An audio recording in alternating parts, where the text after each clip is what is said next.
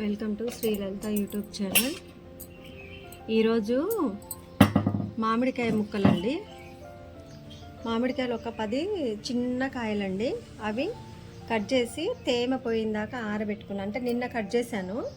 నిన్న కట్ చేసి ఫ్యాన్ కిందనే ఒక క్లాత్ వేసి, వైట్ క్లాత్ వేసి, శుభ్రంగా ఉన్న క్లాత్ దాని మీద ఆరబెట్టుకున్నాను. ఇవి ఒక 10 కాయలండి.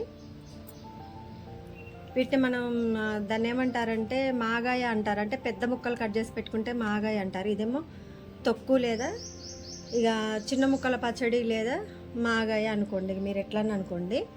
అంటే ఇప్పుడు ఉంటుంది, ఒక 2 నెలల వరకు ఉంటుంది, ఖరాబ్ అయితే కాదు. కాకపోతే కట్ చేయటం ఇలా కట్ చేశాను. ఒక 10 కాయలండి అవి.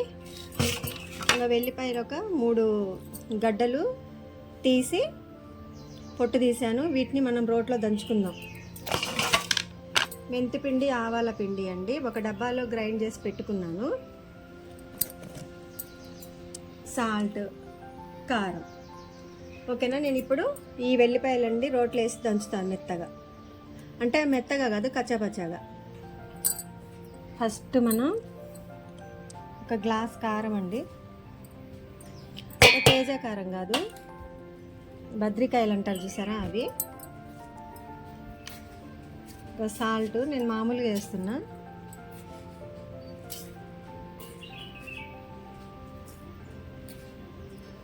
సరిపోద్దండి, సాల్ట్ ఎప్పుడైనా తక్కువ వేసుకోవాలి. వెల్లిపాయలు చూసారా అట్లా కచ్చపచ్చగా దంచుకున్నా.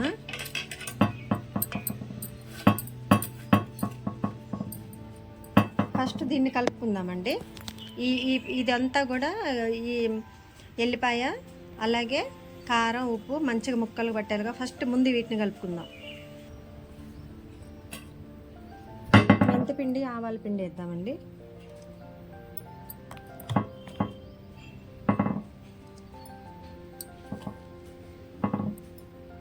కరెక్ట్ ఒక 2 స్పూన్లు అండి, 2.5 స్పూన్లు తీసుకున్నా. దీన్ని కూడా కలుపుకున్న తర్వాత ఆయిల్ యాడ్ చేసుకుందాం.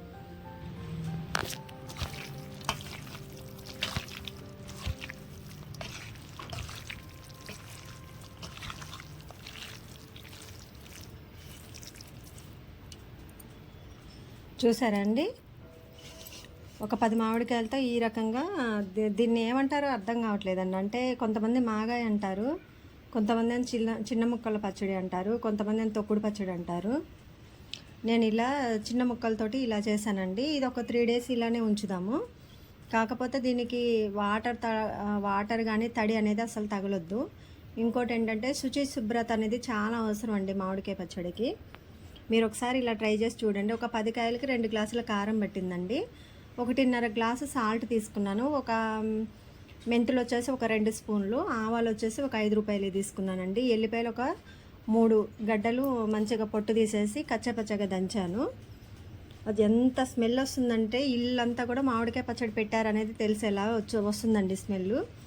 మళ్ళీ ఒకసారి నేను కలబెట్టి దీని మీద మూత పెట్టి దీంట్లోనే ఉంచుతానండి. 3 డేస్ వరకు దీన్ని మనం కదపద్దు. 3వ రోజు మళ్ళీ కలిపిన తర్వాత ఉప్పు కారం అన్నీ సరిపోయిందా లేదు చూసుకొని తినడం. ఎక్కువ మాగదండి, తొందరనే అయిపోతుంది. ఎందుకంటే మనం కట్ చేసాం కాబట్టి ఉప్పు కారం తొందరగా పడుతుంది. మీరు కూడా ఒకసారి ట్రై చేసి చూడండి. మనం ఇన్స్టాంట్గా ఎప్పటికప్పుడు ఇలా పెట్టుకోవచ్చండి. చూడండి ఎంత కలర్ఫుల్గా ఉందో పచ్చడి. చాలా అంటే చాలా బాగుందండి. ఉప్పు కారం సరిపోయింది. ఇక మనకి ఆయిల్ వచ్చేసి ఎక్కువే పోసాను, కాకపోతే ఇదంతా అబ్జర్వ్ చేసుకుంటుంది 2 డేస్లో. ఆ తర్వాత తక్కువైందంటే మళ్ళీ యాడ్ చేసుకుందాం. మా శ్రీలలిత యూట్యూబ్ ఛానల్లో కుకింగ్ వీడియోస్తో పాటు గార్డెన్ అండ్ డివోషనల్ వీడియోస్ ఉన్నాయండి. కొంచెం సబ్స్క్రైబ్ చేసుకోండి, వీడియోస్ అన్నీ లైక్ చేయండి. కొత్త యూట్యూబ్ ఛానల్ కాబట్టి మీ సపోర్ట్ చాలా అవసరం అండి. Please do like, share and subscribe my YouTube channel. Thanks for watching.